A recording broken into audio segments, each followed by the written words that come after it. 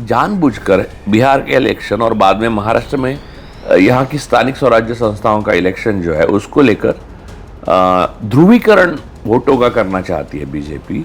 इसलिए एक मुद्दा जो अन्य भाजपाई स्टेट में भी नहीं है वो देवेंद्र फडणवीस ने यहाँ पर रोपिन करने की यानी यहाँ पर लाने की कोशिश। बीजेपी और मोदी सरकार का खासकर एक इतिहास है, उत्तर दक्षिण, हिंदू मुसलमान, ये डिवाइड करते रहो आप, मराठी अमराठी, यानी जितना डिवाइड कर सको, यानी वो एक जॉइंट फैमिली के हेड बने और वो फैमिली में ही फूट डाले। पूरे 11 साल का इतिहास उनको फूट डालने का इतिहास है। ये लोग जो है आरएसएस बीजेपी के और बेसिकली मोदी के अंडर जो सरकार है वो इस देश के लोगों को अपने भाई नहीं मानती, बहन नहीं मानती। ये एक देश के लोगों की राज्य को या किसी भी एक धर्म को या जाति को ये लैबोरेटरी की तरह ट्रीट करती है। तो औरंगजेब 50 साल इस देश पर राज कर रहा था। हम सब फारसी बोलते, भारत की राष्ट्रभाषा फारसी होती। अब जो औरंगजेब नहीं कर सका वो मोदी करेगा क्या? और दुबे करेगा। हाँ? और जो सेंट्रल इंडिया से निकलने वाला शक्तिपीठ महामार्ग जो देवेंद्र फडणवीस बना रहे हैं वो सिर्फ और सिर्फ अडानी की सुविधा के लिए बन रहा है। सारे किसान वगैरह विरोध कर रहे हैं सारी, लेकिन लड़ाई जो है तो ये लड़ाई खत्म करने के लिए, लोकतंत्र खत्म करने के लिए और अडानी का राज कायम करने के लिए। और अडानी गुजराती व्यापारी है इसलिए विरोध नहीं है उसको, वो कन्नड़ भी होता, वो तमिल भी होता, कोई भी। Adani basically model east India company का है। लोगों के दमन की एक सीमा होती है। मोदी सरकार ने और फडणवीस सरकार ने ये सीमा को लांघ दिया है, पार कर दिया है। और सत्ता और संपत्ति के लिए, अडानी के लिए जो कुछ लोगों के साथ बर्बरता और अन्याय हो रहा है उसे दूर करने के लिए तीसरा नेत्र जो है वो महाराष्ट्र की जनता ही खोलेगी।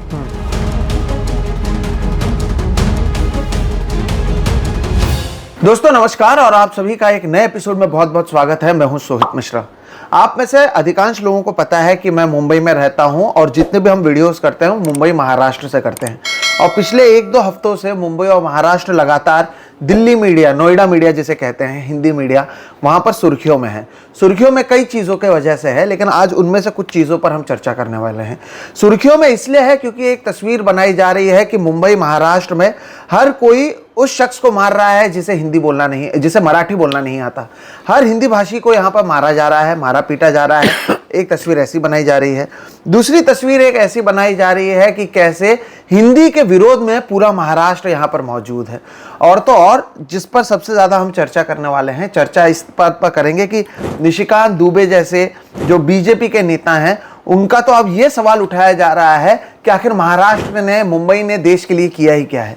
देश को सबसे ज़्यादा जीएसटी देने वाले महाराष्ट्र को लेकर, जहां पर देश की आर्थिक राजधानी मुंबई मौजूद है, उसे लेकर अब सवाल उठाया जा रहा है। तो इन तमाम मुद्दों पर हमें लगा कि चर्चा जरूरी है। इसके साथ ही चर्चा 2 ऐसे भाइयों के साथ में आने पर जरूरी है जो 2005 में एक दूसरे से अलग हो गए थे। शिवसेना यूबीटी के अध्यक्ष उद्धव ठाकरे और महाराष्ट्र नवनिर्माण सेना के अध्यक्ष राज ठाकरे। तो इन तमाम मुद्दों पर मुझे लगा कि चर्चा की जानी चाहिए और इसकी जरूरत दर्शकों इसलिए है क्योंकि यह पहली बार नहीं है जो मुंबई को लेकर सवाल उठने लगे हैं। मुंबई को पहले से ही अगर आप देखें तो भारत को मिले आज़ादी के बाद से ही मुंबई को महाराष्ट्र और गुजरात दोनों के बीच में एक यूनियन टेरिटरी बनाने की बात की गई थी। उसके बाद 106 लोगों को बलिदान देना पड़ा, जिसके बाद मुंबई महाराष्ट्र में शामिल हो पाया और महाराष्ट्र की राजधानी मुंबई को बनाई जा सकी। उसके बाद जैसे जैसे समय गुजरता गया मुंबई की हमने प्रगति देखी और मुंबई के साथ ही साथ देश की प्रगति देखी। उसके बाद हमने देखा कंगना रनौत, जब यहाँ पर उद्धव ठाकरे की सरकार थी तब एक छवि बनाई गई कि मुंबई की तुलना पाकिस्तान ऑक्यूपाइड कश्मीर से की गई कि यहाँ पर तो हर किसी को खतरा है। उद्धव ठाकरे की ही सरकार थी तब एक तरीके से एक इमेज बनाया गया कि मुंबई तो ड्रग्स का अड्डा है, हर कोई यहाँ पर ड्रग्स करता है। और अब जब एक बार फिर से बिहार में चुनाव है, याद रखिएगा तभी भी बिहार में चुनाव थे 2020 में, जब सुशांत सिंह राजपूत का मुद्दा उठा था और ड्रग्स का पूरा मामला बना था। अब एक बार फिर से जब बिहार में चुनाव है तब हिंदी बनाम मराठी का एक मुद्दा बड़ा बना है और एक छवि बनाई गई है कि कैसे यहाँ पर हर हिंदी भाषी को पीटा मारा जा रहा है और जो वीडियोस हैं उसे वायरल किया जा रहा है। नोएडा मीडिया जो है वो एक छवि बनाने में दिन रात लगी हुई है, तो हमें लगा हिंदी में ही बात करते हुए आप लोगों को बताया जाना चाहिए कि हकीकत क्या है। और आज बातचीत करने के लिए हमारे साथ राजू परुलेकर सर जुड़े हुए हैं। नमस्ते। नमस्कार सर। और ये कितनी बड़ी बात है कि एक मराठी भाषी जो यहीं पर रहते हैं, और मेरा भी जन्म यहीं पर हुआ है, मैं मराठी भी बोल लेता हूँ, हिंदी भी बोल लेता हूँ। सर के आपने लगातार हिंदी में तमाम जगहों पर वीडियोस देखे हैं। हम मिलकर इस पर बात करेंगे और आप लोगों को समझाएंगे कि पूरा मुद्दा क्या है। सर बहुत बहुत स्वागत है आपका। और शुरुआत इसी बात से करते हैं कि जैसे कभी कहा जाता है कि मुंबई पाकिस्तान ऑक्यूपाइड कश्मीर है, कंगना रनौत कहती हैं भारतीय जनता पार्टी की। कभी इसे ड्रग्स का अड्डा बना दिया जाता है, कभी यहीं से अर्नब गोस्वामी पूरे महाराष्ट्र की छवि को खराब करते हैं। जब जेल जाते हैं तब यहाँ से पूरे स्टूडियो को लेकर बहरहाल अब नोएडा भाग गए हैं। यहीं पर अदानी भी आते हैं, यहीं से अंबानी भी आते हैं। अदानी का तो पूरा नजर है मुंबई पर। अब कहा जाता है कि मुंबई ने किया ही क्या है, मराठी मानुस ने किया ही क्या है, हम तो बाहर के टुकड़ों पर पलते हैं। मैं इसलिए कहता हूँ क्योंकि मेरी भी परवरिश, पैदाइश, पढ़ाई सब यहीं से हुई है। तो कई लोग सरनेम को लेकर कहीं ना कहीं सवाल उठाते हैं कि तू कैसे मुंबई महाराष्ट्र का हो गया। बहरहाल इस शहर को लेकर इतनी नफरत, खास तौर पर दिल्ली के लोगों में, ये कह देना इतने आसानी से इतने साल तक देश में सबसे ज्यादा टैक्स देने के बाद कि मुंबई और महाराष्ट्र ने किया ही क्या है, किस तरह से देखा जाए? देखिए, एक तो मुंबई और महाराष्ट्र में ने किया ही क्या है, तो मैं आपको बताता हूँ कि महाराष्ट्र में ऐसी देश की बड़ी पार्टियां या बड़ी जो केंद्र है सत्ता के, उनकी स्थापना ही महाराष्ट्र और मुंबई में हुई है। आप लीजिए संघ की स्थापना, आप लीजिए कांग्रेस की स्थापना, आप लीजिए रिपब्लिकन पार्टी की स्थापना, आप लीजिए कम्युनिस्ट पार्टी की स्थापना, सारी महाराष्ट्र और मुंबई से जुड़ी हुई हैं। कॉमरेड डांगे ने जो कम्युनिस्ट पार्टी की स्थापना की थी, कॉमरेड डांगे तो महाराष्ट्रियन थे। तो रिपब्लिकन पार्टी की स्थापना डॉक्टर बाबा साहब आम्बेडकर ने की थी। डॉक्टर बाबा साहब आम्बेडकर मराठी थे, तो उन्होंने ही किताब लिखी थी कि मुंबई महाराष्ट्र की होनी चाहिए, और उसके लिए उनके तर्क दिए थे। वो किताब है आज भी। खैर, वो एक इतिहास रहा है मुंबई का, महाराष्ट्र का। और महाराष्ट्र और मराठी एक अपने आप में एक प्रोग्रेसिव स्टेट रहा है, और इसकी किसी भी स्टेट का महानता सिर्फ पैसे से नहीं आंकी जाती। यहाँ प्रोग्रेसिव लोग हुए हैं, जैसे कि डॉक्टर बाबा साहब आम्बेडकर, महात्मा ज्योतिराव फुले, छत्रपति शाहू महाराज, छत्रपति शिवाजी महाराज, जो प्रोग्रेसिव थे, इसलिए उनको ज़्यादा, यानी छत्रपति शिवाजी महाराज को स्वराज्य का निर्माता माना जाता है और महाराष्ट्र धर्म का निर्माता माना जाता है। सिर्फ इतना ही नहीं है, स्वतः खुद महाराज बहुत प्रोग्रेसिव व्यक्ति थे, और उन्होंने अपने राज्य को तंजावर तक ले गए हैं, तमिलनाडु तक। तो हे राज्य दखनियान से आए, यानी ये विंध्य के नीचे सदन है, यानी साउथ का राज्य है, दक्खन का राज्य है। ये विचार पहली बार महाराज ने दिया था। तो वो जानते थे कि उत्तर और दक्षिण भारत में एक अलग संस्कृति बहती है, वहां गंगा जमनी तहजीब है, लेकिन प्रोग्रेसिव होने के लिए जो लोगों की जरूरत पड़ती है, उस टाइप का थॉट प्रोसेस होने के लिए मुश्किल है। साउथ में वो आसान है, और वो ऐसे ही आगे उनके मृत्यु के बाद, छत्रपति शिवाजी महाराज की मृत्यु के बाद महाराष्ट्र में वैसे ही हुआ। अब रही बात पैसे की, महाराष्ट्र अमीर है, इसकी वजह दुनिया भर से जो लोग आए हैं उन्होंने उद्योग किए हैं। और मूलतः देखिए, मुंबई जो मछुआरे हैं, मराठी मछुआरे, प्रभु जो यहाँ के जो पाठारे प्रभु जो है, पारसी, और ये यहाँ के जो मूल जाति आगरी जो लोग थे उनकी है। मुंबई अन्य जो जातियां भी हैं, यानी और कायस्थ अन्य जातियां भी हैं इस मुंबई में आई हुई, वो सारी बाद में आई। आपको मैं बताता हूं कि मुंबई की जो प्रगति हुई है उसकी वजह है कि उसकी थॉट। आप मुंबई में, आप तो जहाँ पढ़े पले बड़े, आपको मराठी आती है लेकिन इतनी बढ़िया नहीं आती, और महाराष्ट्रियन हर कोई देखता है कि इतनी बढ़िया नहीं आती तो भी उसको लगता है कि इसको हिंदी आती है ना। तो ये सारा जो थॉट प्रोसेस है, किसी को भी अपने आप में समा लेना, ये मुंबई और महाराष्ट्र की खासियत है। आप पुणे में भी जाइए, पुणे में भी हिंदी भाषी कितने रहते हैं। तो लेकिन इसमें समस्या ये है कि यहाँ रहकर भी महाराष्ट्र के साथ अब वो राजनीति में हम लोग आएंगे, वो ठाकरे ने जो उत्तर भारतीयों के खिलाफ किया वगैरह उस पर आएंगे अलग से, वैसे पहले तो हुआ नहीं था। तो लेकिन महाराष्ट्र की सबसे बड़ी समस्या ये है कि महाराष्ट्र में रहने वाले भी गुजराती और गुजराती जैन्स जो है खास करके, वो कभी अपने आप को महाराष्ट्रियन समझ नहीं पाए, क्योंकि पड़ोसी राज्य है और आर्थिक रूप से स्पर्धा भी करता है कुछ हद तक, अभी इतना नहीं लेकिन करता है कुछ हद तक। तो उनको लगता है कि महाराष्ट्र उनकी कर्मभूमि है, लेकिन वो उनकी भूमि नहीं, जन्मभूमि जो है। इसलिए अंबानी, अडानी ये लोग भी महाराष्ट्र को अपनी भूमि नहीं मानते, वो लोग मानते कि गुजरात अपनी भूमि है। गलत और सही मैं उसमें नहीं भी जाता, लेकिन समस्या ये है कि अगर आप इतने महान हो, यानी निशिकांत दुबे जी ने जो कहा वो अगर सच है, तो अपने प्रदेश में यानी उत्तर भारत के जो निशिकांत दुबे हैं, वो उनके लोग जो हैं वहाँ पर फिल्म इंडस्ट्री, वहाँ पर बड़े उद्योग, अंबानी अडानी क्यों नहीं बिहार जाके बड़े हुए, क्यों नहीं उत्तर प्रदेश में? वहाँ के उत्तर प्रदेश और बिहार की जो इंटेलेक्चुअल पावर थी, ताकत थी, वो मुंबई आकर बड़ी हुई। यानी कितने सारे कवियों के नाम दो मैं, हिंदी के या उर्दू के, या लेखक है, अब कादर खान से लेके जावेद अख्तर साहब तक, किसी को मराठी नहीं आती थी, आज भी नहीं आती, अडानी को भी नहीं आती, अंबानी को नहीं आती, तो फिर भी हम लोग अपना माना है उन्हें कभी वो नहीं। अब ये विवाद जो शुरू हुआ अभी वाला, उस पर हम लोग कॉन्सेंट्रेट करते हैं, फोकस करते हैं। एक तो रोजगार की वजह से लोग संख्या जैसे बढ़ती है, अब जीएसटी एक ज्यादा स्टेट दे रहा है और वापस ही नहीं दे रहे, मोदी दमन कर रहा है उस स्टेट का, साउदर्न स्टेट का, जहां पर वो एक बात है। दूसरी बात है कि जानबूझकर बिहार के इलेक्शन और बाद में महाराष्ट्र में यहाँ की स्थानिक स्वराज्य संस्थाओं का इलेक्शन जो है, उसको लेकर ध्रुवीकरण वोटों का करना चाहती है बीजेपी।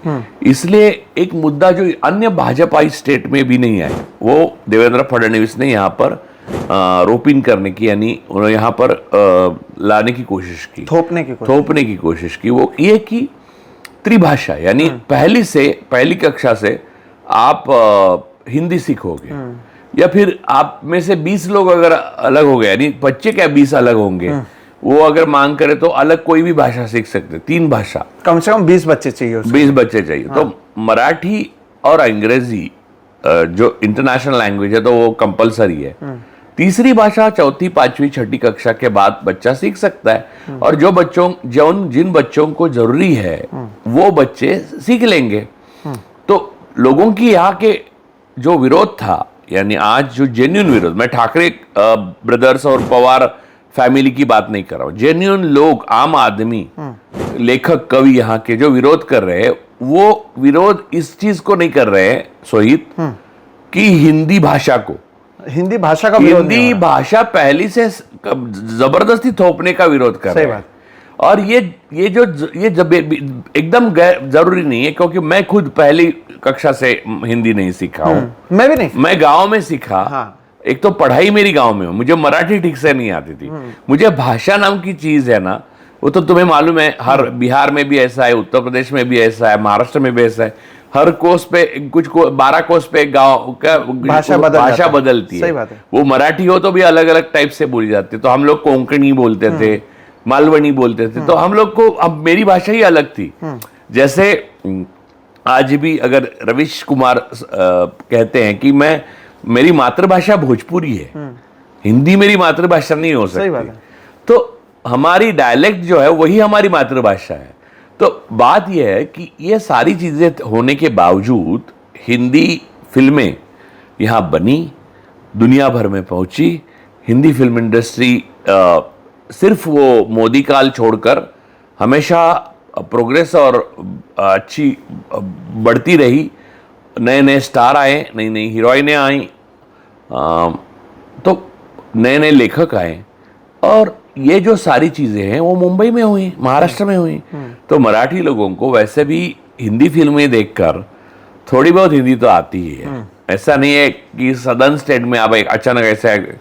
और दुराभिमान नहीं है महाराष्ट्रियन लोगों को कि मैं हिंदी देखूंगा भी नहीं, सीखूंगा भी नहीं, मैं सिर्फ इंग्लिश और मराठी और दूसरी मैं अब ये आर्ग्यूमेंट ये है कि अगर उत्तर प्रदेश के लोग तमिल नहीं सीखते हैं, तेलुगु एक भाषा एडिशनल सीखो, हिंदी इंग्लिश और तेलुगु, तीसरी भाषा, हिंदी इंग्लिश और मराठी सीखो। आप यूपी में क्यों नहीं सिखाते? आप बिहार में क्यों नहीं सिखाते? आपकी गवर्नमेंट है, वो नहीं करोगे तो हिंदी भी, क्योंकि राष्ट्रभाषा सारी 22 भाषाएं जो राष्ट्रभाषा है, तो मराठी भी राष्ट्रभाषा, हिंदी भी राष्ट्रभाषा है।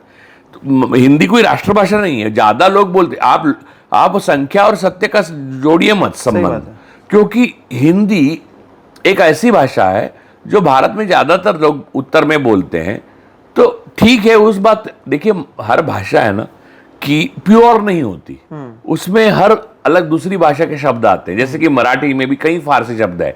आप समझिए कि फडणवीस शब्द जो है वो फारसी है, शाह शब्द है गुजराती में, वो वहीं से आया है, फारसी है।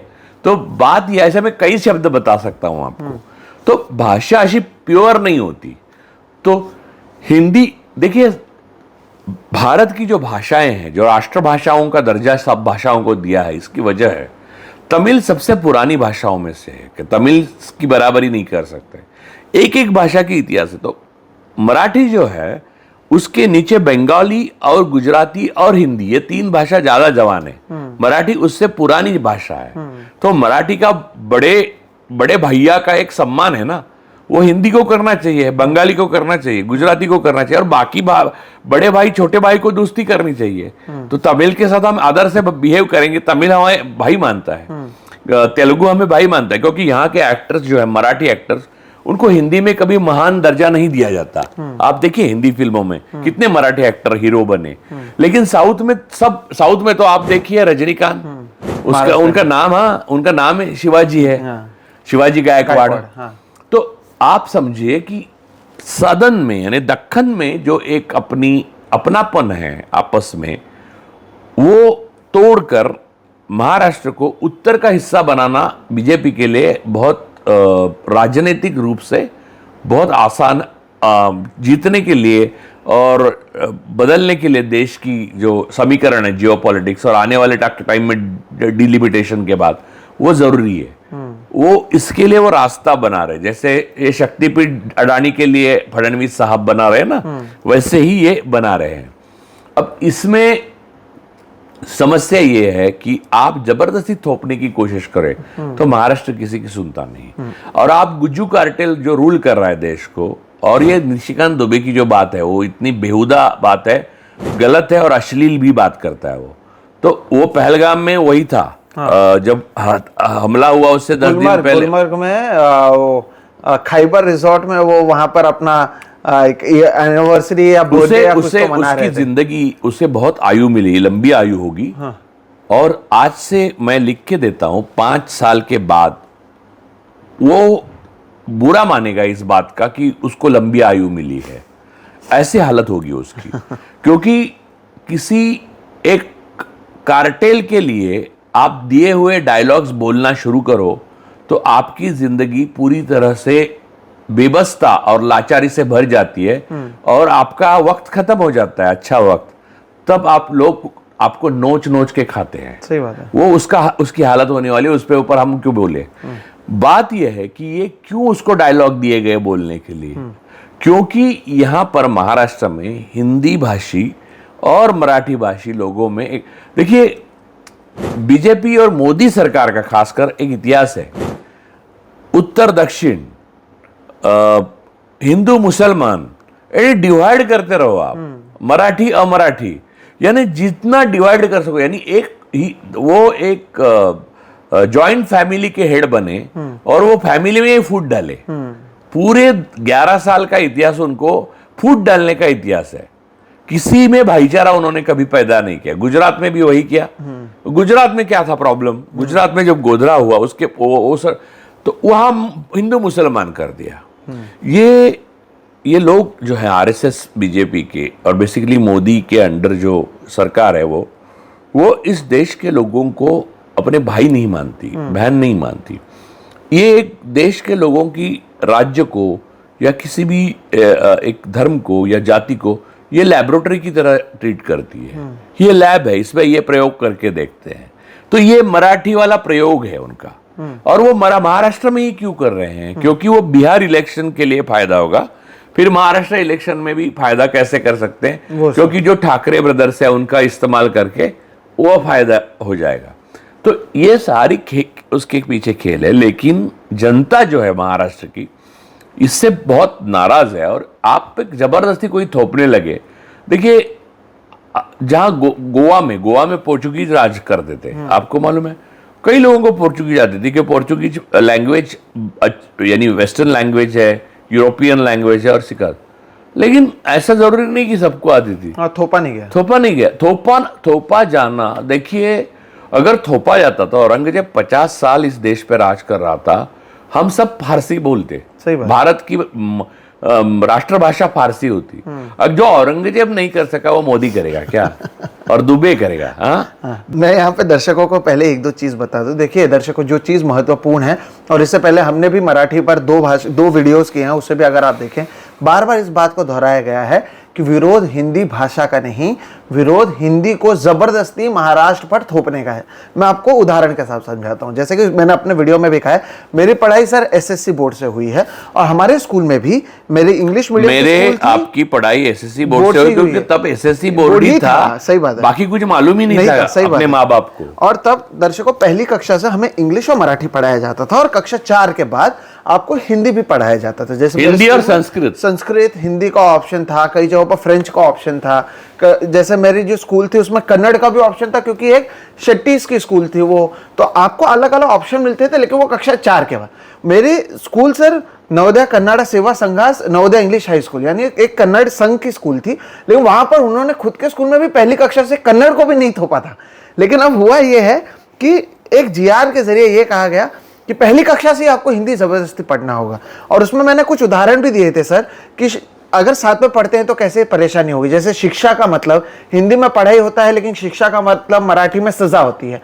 कमल, कमल, ळ हिंदी में है। जैसे आपको जो मैं परुलेकर लिखता हूं, लेकिन लोगों को पता है कि परुलेकर है, ळ आता है जो हिंदी में नहीं है। फिर च और च के बीच में जिस तरह से उच्चारण में अलग अलग, ऐसे कई उदाहरण हमने दिए थे और समझाने की हम लोग चाचा कह नहीं सकते, चाचा कहना चाहिए। समझ में आने के लिए आसान हो जाए शब्द मैंने इस्तेमाल किया। तो ये दर्शकों ये वजह थी कि इसका विरोध हो रहा था और विरोध थोपने का हो रहा था। लेकिन सर यहाँ पर एक सवाल मैं आपसे पूछना चाहता हूँ। होता यह है, और खास तौर पर यह सवाल एक साइकोलॉजिकल सवाल के तौर पर भी है, कि ये बीजेपी के जो कार्यकर्ता होते हैं या बीजेपी के सपोर्टर होते हैं वो कैसे बदल जाते हैं। मतलब कई लोग जो सालों तक यहाँ पर रह रहे थे, इनके लिए किसान एक दिन, क्योंकि बीजेपी की ओर से किसानों को खलिस्तान बुला दिया गया, खलिस्तानी, तो उनके लोग खलिस्तानी हो गए। इतने साल तक महाराष्ट्र में रह रहे थे, इनके साथ जो कल तक उनके भाई थे, अचानक से अब वो ये हो गए कि ये मराठी जो है इन्होंने कुछ किया ही नहीं है, इनके लिए कुछ है ही नहीं। ऐसा क्या हो जाता है कि रातों रात इनके जो दोस्त हैं वो दुश्मन हो जाते हैं? क्या यही अंधभक्ति है? नहीं, अंधभक्ति का मतलब ये है कि अंधभक्त हम लोग डिसेंट लोग हैं, इसलिए उनको अंधभक्त कहते हैं। एक्चुअली वो अर्बन नाजी है, अर्बन फैसिस्ट है वो। और उनको देखो आरएसएस के शाखा में जैसे होता है, यूनिफॉर्मिटी इज मोस्ट इंपॉर्टेंट। बाकी आपके व्यक्तित्व का कोई गरिमा नहीं है। आप एक ऑब्जेक्ट हो और यूनिफॉर्म हो, बस।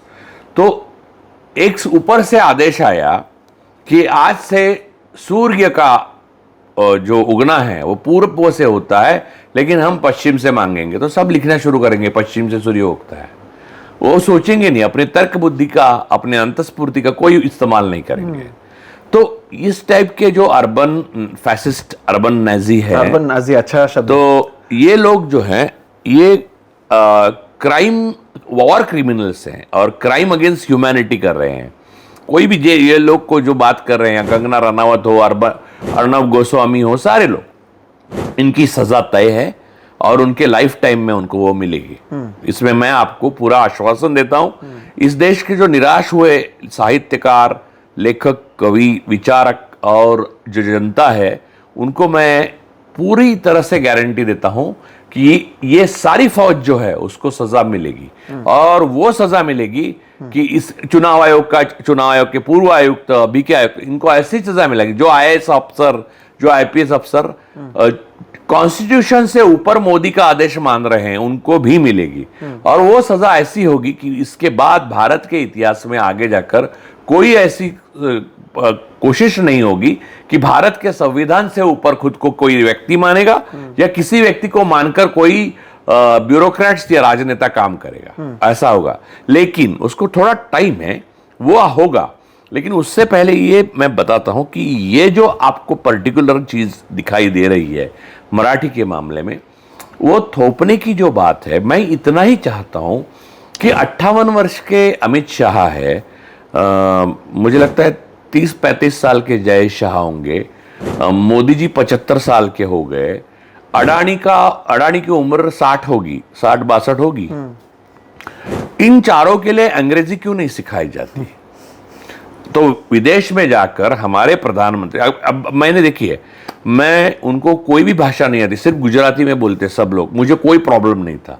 अब वो ये बात पे आ गए ना, लोगों को, बच्चों को, 1 साल के बच्चे, फर्स्ट स्टैंडर्ड के बच्चों को सिखाने के लिए कि 3 भाषा सिखाने की, तो फिर ये इतने बड़े बूढ़े हो गए, तो इनको चारों को बिठाकर 3 भाषा आती है, बस इनको 3 भाषा क्या, 1 भाषा गुजराती आती है, उसके भी मैं आपको बताता हूं। मैंने गुजराती का जो बहुत बेहतरीन साहित्य है उसको पढ़ा है। मैं चैलेंज देता हूं इन चारों को, उनको मातृभाषा अपनी गुजराती कहते हैं, गुजराती के किसी भी 2 नाटककार और किसी भी 2 कवि के 2-2 पैराग्राफ और 2-2 कविताएं वो बोल के दिखाए मुझे, बिना हाथ में कुछ लिए। अभी कोई भी जाके ऑल ऑफ अ सडन उनको पूछे, नाम ले ले कि ये साहित्य है, जोशी जी का आप पढ़िए, बताइए, तो वो हिल जाएंगे, क्योंकि उन्हें भाषा से, संस्कृति से कोई प्रेम नहीं, चाहे वो गुजराती भी क्यों ना हो, हिंदी से तो बिल्कुल नहीं। उनको प्रॉब्लम फायदा, पैसा, ड्रग मनी, ये जो मुंद्रा, अब आपने बोला मुंबई में ड्रग, तो ड्रग तो मुंद्रा पोर्ट पे आता है, मुंबई में थोड़ी ड्रग कभी आया तो पकड़ के साला दुनिया भर घुमाते है ना। तो पावर, पैसा पावर, और नीति और साधे साधन सुचिता से जो दूर होकर पावर और पैसा मिलता है, उसमें वो मशगूल है, मशरूफ है, वो उसमें आनंद ले रहे हैं। इसका अंजाम उन्हें नहीं मालूम। इसका अंजाम यही है कि ऐसे गर्त में जाएंगे वो कि जिससे बाहर आना तो दूर, लेकिन ऐसी एक दर्दनाक जिंदगी मिलती है जिसमें सफोकेशन के सिवा कुछ भी नहीं है।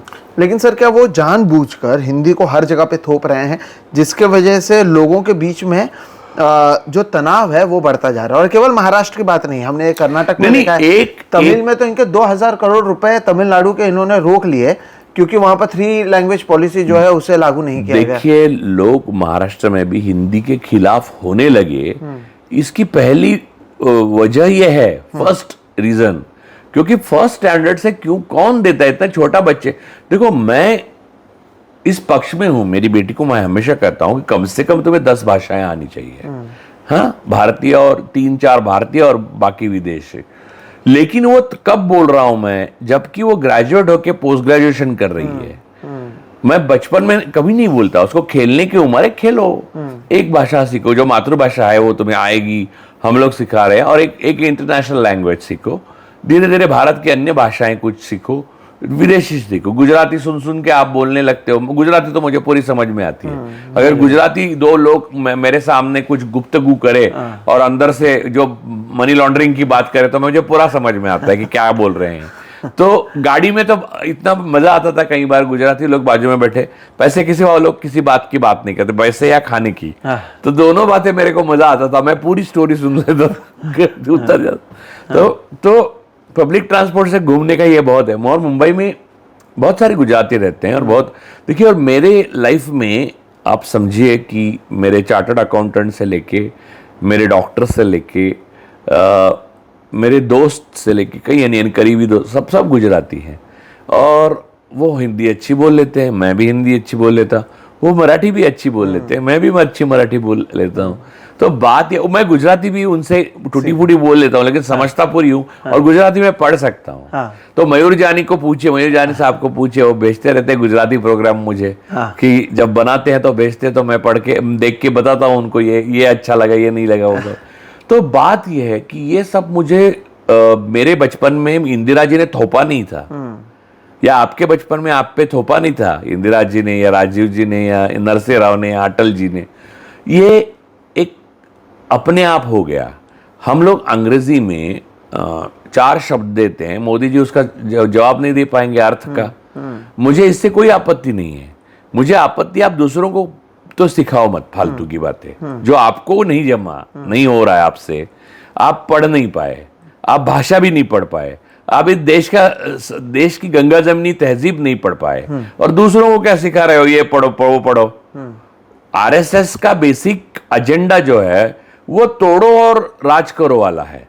तो ये जोड़ का रहा रहे हैं, कौन सा अखंड भारत, ये भारत को खंड खंड कर रहे हैं। और सबसे बड़ी बात यह है कि अभी जो महाराष्ट्र में हुआ है, इसके ऊपर हम अगर बात करें तो ये अर्बन फैसिस्ट जो है, अर्बन नाजी जो हैं, वो सारे महाराष्ट्र के जो भाजपा के नेता हैं उनके नेतृत्व में पूरे महाराष्ट्र को सता रहे हैं। और लोगों का ध्यान बाकी जो महामार्ग जो बन रहे हैं वो टूट रहे हैं, उस पर बाढ़ आ चुका है, हर जगह पर रास्ते, बेसिक सुविधा, बिजली अडानी को गई, पोर्ट अडानी को गए।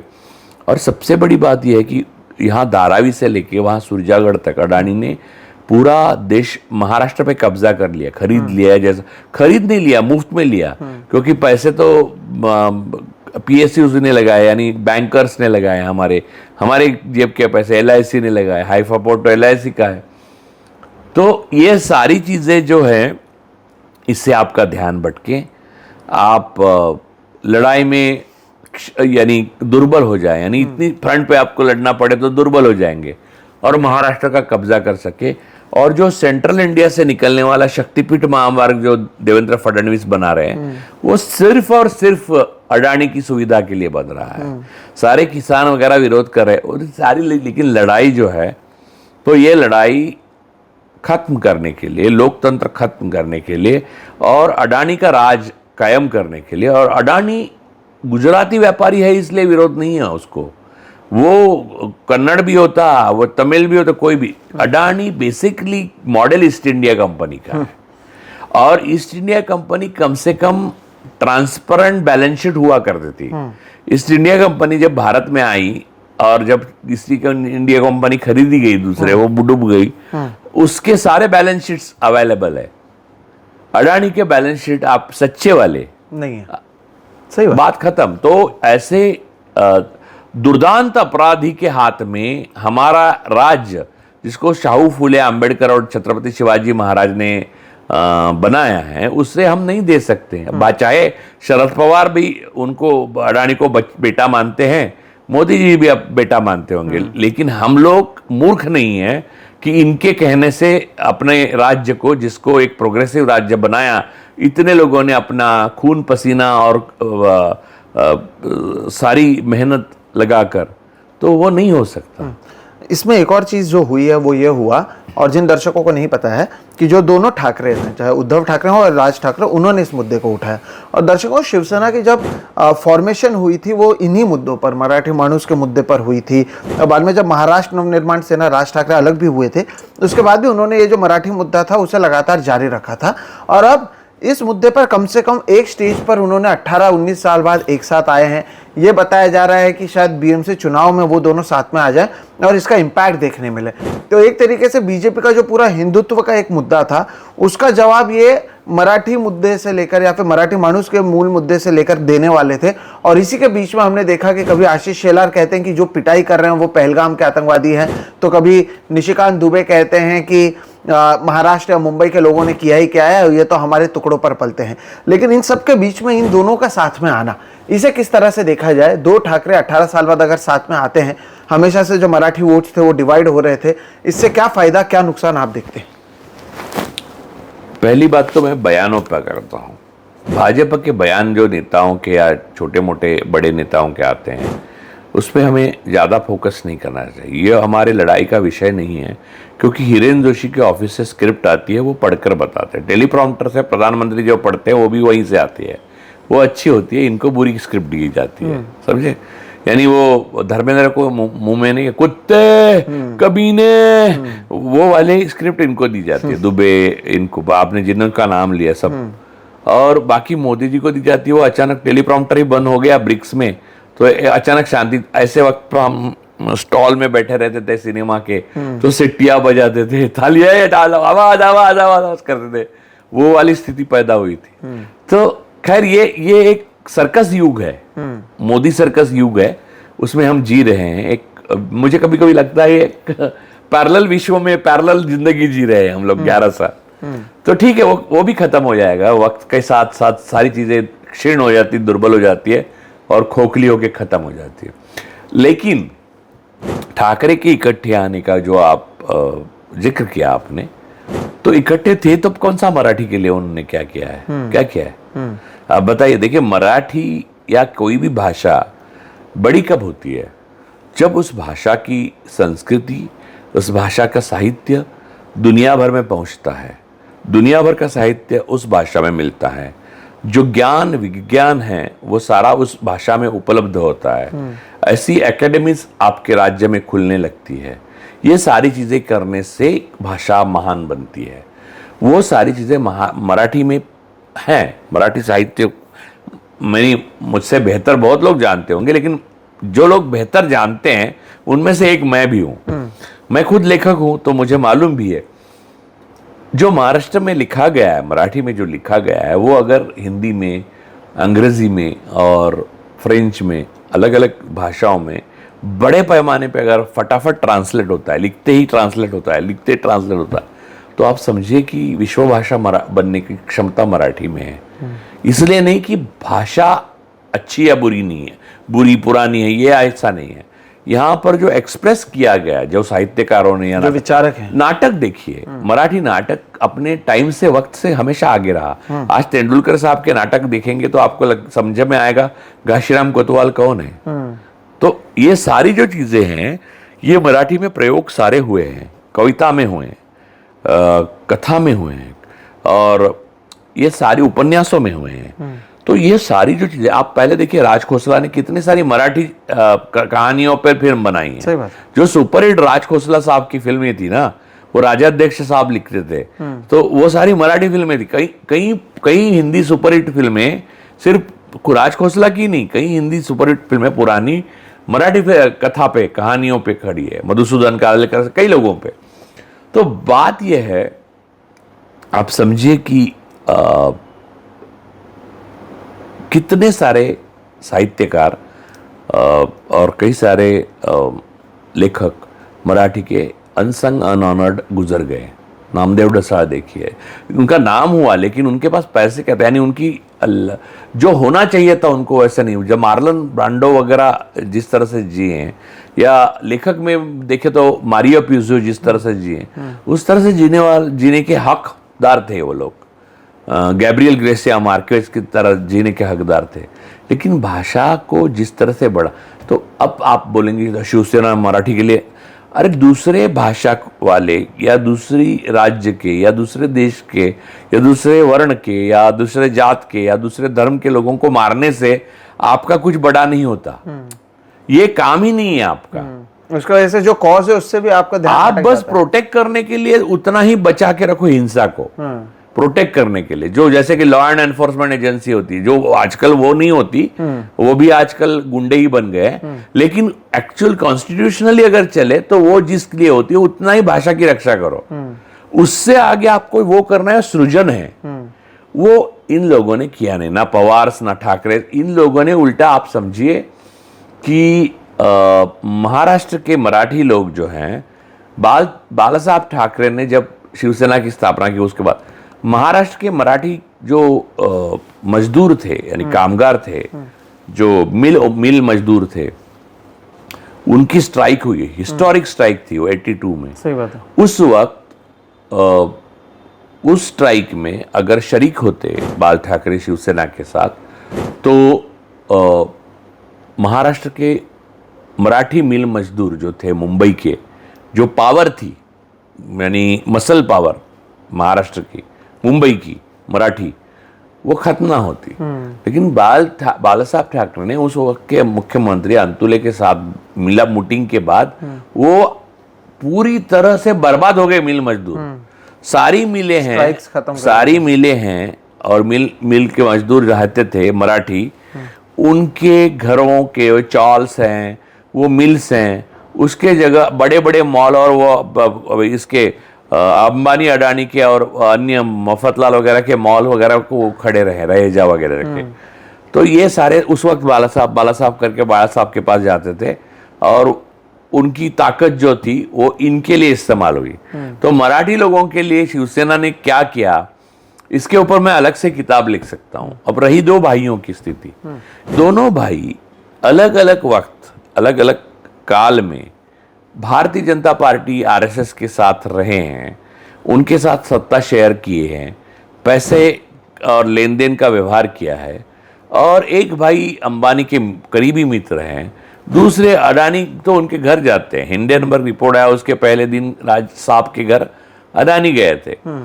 ऐसे में जो अडानी इस देश का खौफनाक दुश्मन है और ये गुज्जू कार्टेल का सबसे बड़ा मोहरा है, वो महाराष्ट्र को निगलना चाहता है, उसके लिए ये क्या कर पाएंगे?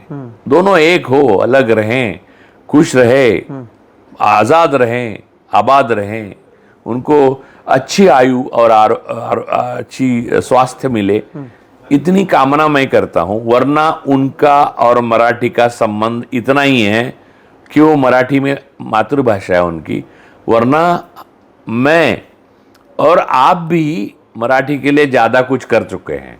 लेकिन सर अगर देखा जाए, जैसे ठाकरे की हम बात कर रहे हैं, तो प्रबोधनकार ठाकरे का संयुक्त महाराष्ट्र में रोल रहा था। देखिए प्रबोधनकार ठाकरे लिगेसी थी। देखिए ठाकरे ब्रांड अगर है तो सिर्फ एक है उसमें से, प्रबोधनकार ठाकरे। उसके बाद ठाकरे को नहीं पता है, वो बाला साहब ठाकरे के पिताजी का नाम प्रबोधनकार ठाकरे है, जो अपने जमाने में जिस तरह के वो विचार रखते थे, या फिर महाराष्ट्र और संयुक्त महाराष्ट्र की उनकी लड़ाई की बात थी। लेकिन बाल ठाकरे के बारे में भी सर ये तो कहा जाता है ना कि उस समय जो नौकरियां थी एयर इंडिया से लेकर कई बैंक्स में, वहां पर लोगों को पहुंचाना, लोगों को वहां पर नौकरी मिलवाना या उनके मुद्दों को उठाना जब नहीं उठाए जा रहे थे, वो काम उन्होंने किया और वो बाद में आगे बढ़ा।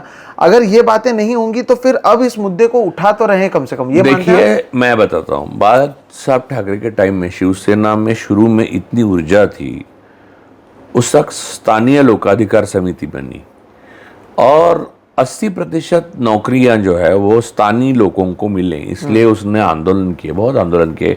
एयर इंडिया के सामने खुद बाला साहब ठाकरे ने आंदोलन किया था। ये सारी चीजें हुई, नौकरी मिली। लेकिन गांव में आपकी जमीन है, जमीन है गांव में मेरी? हाँ है ना। कितनी एकड़ है वो नहीं पता, मतलब घर वालों को पता होगा। एक समझ लीजिए 1 एकड़ है ना। वो 1 एकड़ में अगर आपको अपनी ही नौकरी के लिए संघर्ष करना पड़ रहा है तो कुछ गलत हो रहा है, क्योंकि आप मालिक है उसके। तो आपका योगदान क्या होना चाहिए वहां? किसी भी आंदोलन का योगदान ये होना चाहिए कि यहाँ के मालिक जो हैं मराठी लोग, वो मालिक ही बने। नौकरियां दूसरों को दी जाती है, नौकरियां सेटलर को देती है।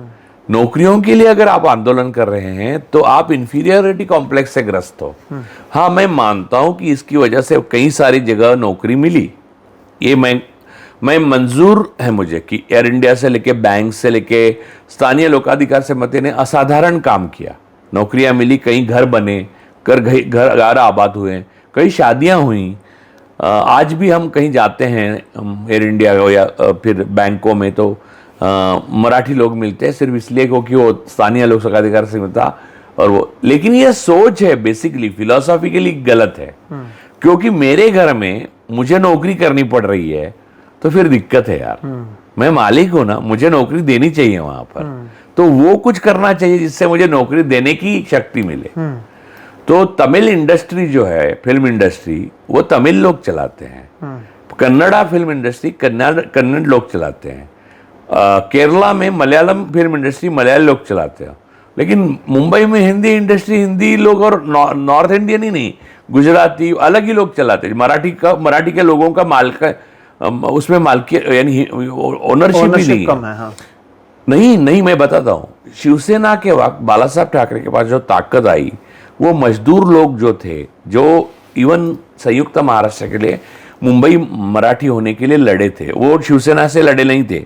संयुक्त महाराष्ट्र 1960 में हुआ, शिवसेना की स्थापना 66 में हुई, 6 साल बाद।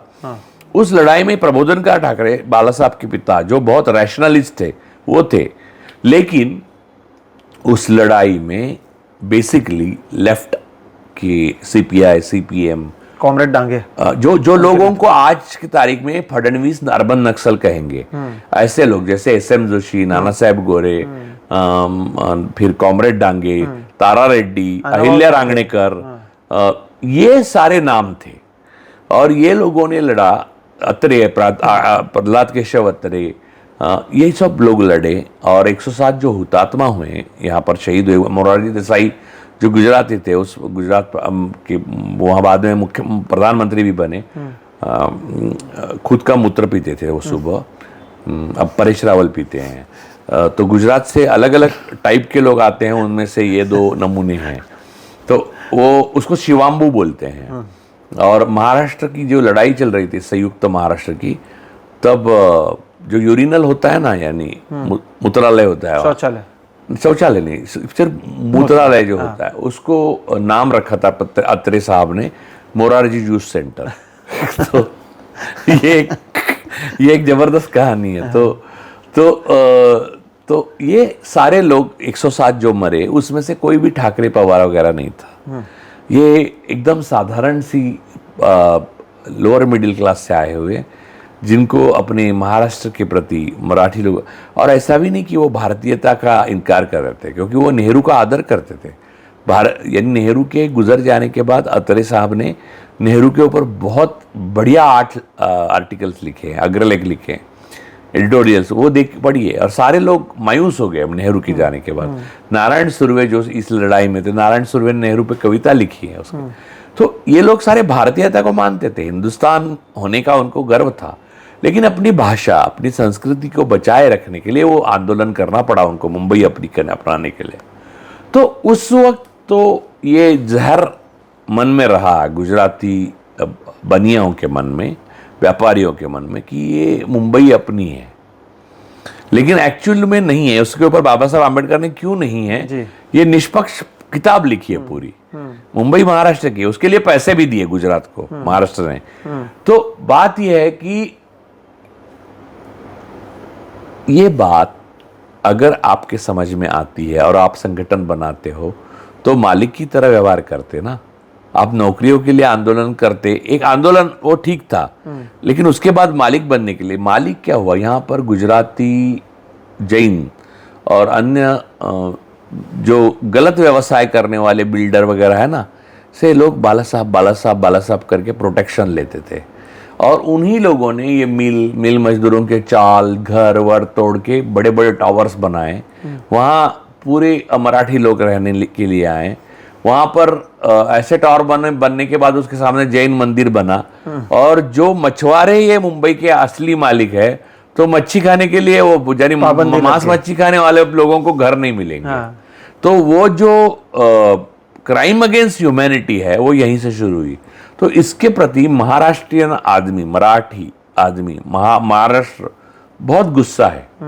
और वो अंदर जो ज्वालामुखी धधक रही है, वो फूटेगी, तो अब ये लोग सब जल जाएंगे उसमें। मैं खुद गांधीयन हूँ, मैं गांधीवादी हूँ। मैं ये हमेशा चाहूँगा कि जो भी आंदोलन हो, जो भी कुछ हो, वो सारे अहिंसा सत्याग्रह से हो, लेकिन लोगों के दमन की एक सीमा होती है। मोदी सरकार ने और फडणवीस सरकार ने ये सीमा को लांघ दिया है, पार कर दिया है। और सत्ता और संपत्ति के लिए, अडानी के लिए जो कुछ लोगों के साथ बर्बरता और अन्याय हो रहा है, उसे दूर करने के लिए तीसरा नेत्र जो है, वो महाराष्ट्र की जनता ही खोलेगी। ठाकरे भाई साथ आना नहीं आना, वो उनके फैमिली की प्रॉब्लम है, वो फैमिली इश्यूज है, उस पर हम ना बोले तो बेहतर है। लेकिन आप अभी इसके आगे जो हमारे खास तौर पर वो लोग जो महाराष्ट्र के बाहर से, नॉर्थ इंडिया से देख रहे हैं, उनके मन में जो छवि बनी है, उसे आप किस तरह से देखते हैं कि 2-4 जगह पर कुछ लोगों को पीटा गया और पिटाई का कोई भी समर्थन नहीं करता है। लेकिन कुछ जगहों पर ऐसा भी हुआ कि कुछ लोगों ने मराठी भाषा को लेकर बोला नहीं बोलूंगा तो नहीं बोलूंगा, 20 साल से रह रहा हूँ नहीं बोलूंगा, क्या करोगे, उकसाया, जिसके बाद मार पिटाई हुई। और उसकी वजह से एक पूरी ऐसी छवि बन गई है कि यहाँ पर हर कोई हिंदी भाषी का द्वेष करता है, यानी उससे नफरत करता है। उन लोगों से आप क्या बात करेंगे? देखिए, हिंदी भाषी का कोई द्वेष नहीं करता, मैं बताता हूँ आपको। हिंदी फिल्में यहाँ बनती है यार, दुनिया भर में हिंदी अगर पहुंची है तो मुंबई से पहुंची है। बात है, मैं यूपी में आया और मराठी में बात करने लगा। मैं बोला हिंदी नहीं बोलूंगा, जाके बोल ब्रजभूषण सिंह से, जाके बोल योगी आदित्यनाथ से, जो करना है कर ले, मैं मराठी में बात करूंगा, मैं हिंदी में बात नहीं करूंगा। ऐसे अगर आप चुनौती देने लगे तो सामने वाला भड़क जाएगा। स्थानीय जो लोग हैं आदमी, मैं बनारस में जाके ऐसा करूँ तो चलेगा? तमिल आदमी ऐसा तमिल में बात करे, नहीं नहीं नहीं मैं करूंगा नहीं, मैं हिंदी में नहीं बात करूंगा, चलेगा? नहीं चलेगा। आपको जहां आप गए हैं उस व्यक्ति का, उस भाषा का आदर तो करना चाहिए। देखो भाई साहब, मुझे हिंदी आती है, मराठी आती नहीं है, लेकिन मैं सीखने की कोशिश जरूर करूंगा। आमिर खान सीखे ना इस उम्र में, अमिताभ बच्चन नहीं सीखे, लेकिन अडानी नहीं सीखे, अंबानी नहीं सीखे, पैसा यहाँ कमाया। तो ये सारी बातें है ना, लोगों के दिल में रहती है ना यार, चुभती है। तो बात यह है कि अगर सामने वाला कहे कि ये हमसे नहीं हो पाया, ये गलत है, लेकिन मराठी आनी चाहिए, तो शांत हो जाएंगे लोग। आप उनको चुनौती देते हो उनके ही प्रदेश में आकर और उनकी भाषा को कुछ भी बोलते हो, भाषा मात की तरह होती है, तो ऐसा गलत है।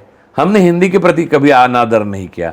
मैं हिंदी बचपन से मैंने हिंदी का जितना पढ़ा है ना, मुझे शायद ही कोई हिंदी भाषी चुनौती दे सके। महादेवी वर्मा से लेके, प्रेमचंद से लेके, कृष्णचंद्र से लेके, जो जो चीजें पढ़ सकता हूँ, उर्दू के जो लेखक है वो हिंदी में जो ट्रांसलेट हुए हैं, जैसे मंटो हैं, कई हैं, इसमत चुगताई हैं, फिर जॉन एलिया तो मेरे परम प्रिय है, और फिर नासिर काजमी साहब, उनकी ध्यान यात्रा किताब कितनी बार ना पढ़ी होगी मैंने, वो उर्दू में है, वो मैंने हिंदी में पढ़ी। तो हिंदी के प्रति जो हमारा स्नेह है, प्रेम है, लोभ है, उसको आप उखाड़ दे रहे हो बिना वजह मराठी के खिलाफ बोलकर।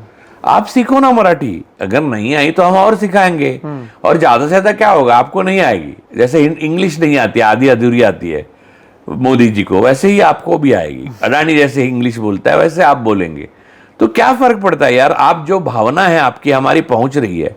अब मोदी जी जब बोलते हैं, हमें नफरत समझ में आती है हमारे प्रति उनकी, तो बस काफी है, भाषा की क्या जरूरत है। वो तो बोलते हैं कपड़ों से पहचाने जाते हैं लोग मुसलमानों के बारे में, तो कपड़ों से अगर लोग पहचाने जाते हैं तो आपकी नफरत पहुंचाने की क्या जरूरत है। हमको समझ में आता है कि आप हमसे नफरत करते हो। तो अब महाराष्ट्र में और मराठी लोगों में यह हो गया है कि उनको हिंदी भाषी लोग नफरत से देखते हैं, और वो महाराष्ट्र में आके यहीं पे जो अपना गुजारा करके यहाँ पे नौकरी या धंधा करके ये कर रहे हैं। सही बात है। तो उससे किसका खून नहीं खोलेगा। मैं यूपी में, बिहार में जाके ऐसी उंगली करूं तो कोई शांत बैठेगा? नहीं बैठेगा ना, मारेगा ना मुझे। तो मारना गलत है, और मैं ये सबको आह्वान करता हूं कि कोई भी समस्या का हल हिंसा से नहीं होता, और कोई भी, यानी हिंदी भाषी भी या मराठी भाषी भी, कोई भी हिंसा में नहीं पड़े। लेकिन इंसान की अपनी मर्यादा है, और क्रोध भी एक भावना, बेसिक इंस्टिंक्ट है ना, तो वो आपको दिखाई दे रही है। वो नोएडा की मीडिया की अगर आप मानने लगे तो आज के तारीख में इस्लामाबाद, लाहौर और कराची आपके कब्जे में होना चाहिए। हुआ यूं है कि पाकिस्तान को लोग सर पे ले पर नाच रहे हैं, और मोदी और भारत अकेला थकेला पड़ गया है। हमारे जो फाइटर जेट्स गए हैं उनके नाम हमें नहीं मालूम, और उनके पायलट्स कहाँ हैं हमें नहीं मालूम। ये हालत है। जबकि नोएडा के मीडिया ने दिखाया था इस्लामाबाद, कराची और लाहौर तीनों, वो इस्लामाबाद पे कब्जा, इस्लामाबाद पे कब्जा। तो मैंने बोला यार, जी न्यूज पे दिखा रहे तो सुभाष चंद्र गोयल को जाके चाबियां लेनी चाहिए इस्लामाबाद पोर्ट की। तो ये हालत है। अरुण पुरी, कलीपुरी, सुभाष चंद्र गोयल, अडानी, अंबानी, इनके जो चैनल्स हैं, वो चैनल्स दिन रात झूठ बोलते हैं, झूठ दिखाते हैं, झूठ जीते हैं और झूठ ही मरेंगे।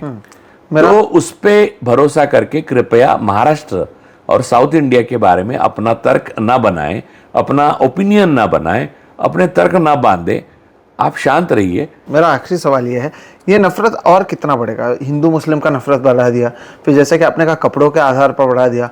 मुंबई में हम देखते हैं वेज नॉन वेज के नाम पर यहाँ पर लोगों को बॉयकॉट वो किया जाता है। गुजरातीज और जैनों ने बहुत ज्यादा बढ़ा। बहुत ज्यादा देखिए बढ़ा। देखिए किसी भी धर्म की कट्टरता आपको भाईचारे से दूर और नफरत तक ले जाती है। अब जैनों ने अपने धर्म की कट्टरता शुरू की, तो आप मछुआरों के लोग, मछुआरे जहां हैं वो उस भूमि में रहने के लिए आए, वहां आपको अपने पैसे कमाएं। भारत 2 नंबर का मीट एक्सपोर्टर है। मुझे हर जैन आके शपथ पे कहे कि इसमें एक भी जैन व्यापारी नहीं है, तो आप कौन सा, आप गरीब मराठी आदमी को या गरीब मुसलमान को ये कहोगे कि आप मांस नहीं खाओगे क्योंकि हमारा पर्यूषण पर्व है? क्यों भाई? अब तो फिर भी गणपति के टाइम में 8 दिन आप भी कुछ खाओ नहीं, हम उपवास करते हैं, हम करते हैं, बस हमारी मर्जी, हम उपवास करेंगे, आप भी करो। तो ये सब बकवास चीजें घर पे रखनी चाहिए। आपका धर्म, आपका जो भी वेज नॉन वेज जो भी है, तो आपको घर पे रखना चाहिए, आपके बिल्डिंग तक नहीं लाना चाहिए, बाहर तो दूर की बात है। तो ये सब चोचले जो करने लगे हैं जैन्स, और महाराष्ट्र में ना आपको मैं बताता हूँ, जैन धर्मी बहुत बड़े लोग हो चुके हैं।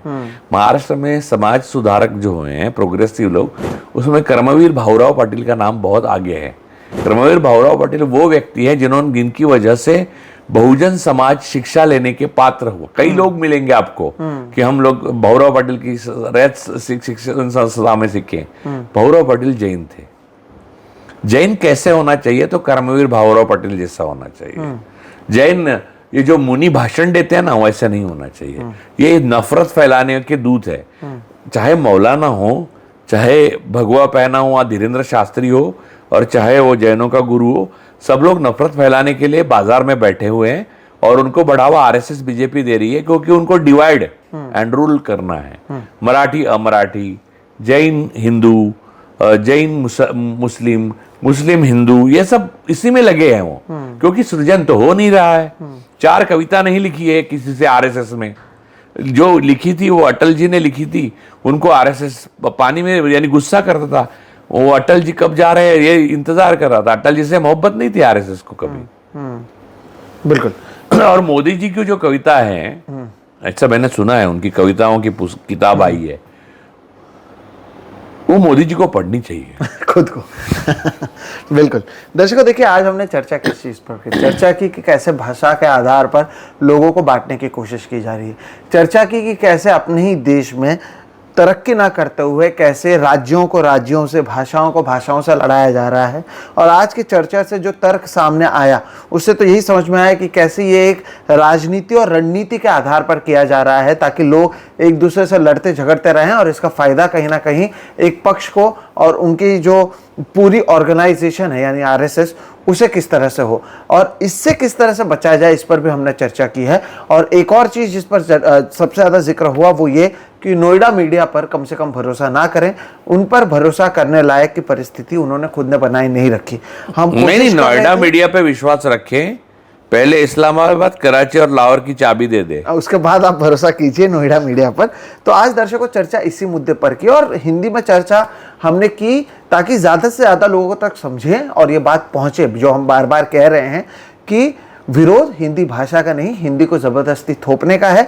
और ये पूरी तरह से प्लानिंग के जरिए की गई ताकि इसका फ़ायदा पहले बिहार चुनाव में मिल सके, और फिर मुंबई महानगर पालिका सहित महाराष्ट्र के तमाम महानगर पालिका के जो चुनाव होने वाले हैं, वहाँ पर कैसे लोगों को एक दूसरे के नाम पर बांटा जाए, धर्म के नाम पर बांटा जाए, भाषा के नाम पर बांटा जाए, इस पर हो, ताकि लोग बटे और उसका फायदा फिर से भारतीय जनता पार्टी को हो।